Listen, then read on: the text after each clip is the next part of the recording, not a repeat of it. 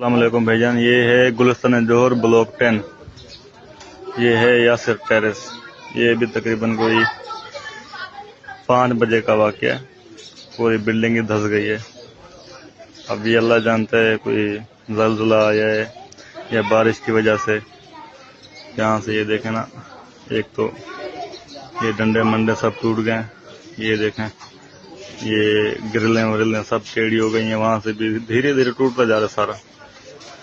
ये देखें, दूसरा फिर यहाँ से चेक करें, यहाँ से देखें, यहाँ से पूरा ये टूटता जा रहा है। पूरी बिल्डिंग को खतरा है। अभी आगे अल्लाह खैर करे, कोई जानी नुकसान तो नहीं हुआ। खैर लोगों ने वक्त तौर पे सब कुछ अपना मतलब के सामान खैर नहीं निकाला। बाकी खुद जो ना अपने बचाव के लिए बाकी लोग सारे अल्लाह का शुक्र है टाइम से बाहर आ गए। बाकी कुछ हैं वो सामान वगैरह निकाल रहे हैं। अभी मतलब आवाजें आ रही हैं टूटने के अंदर से।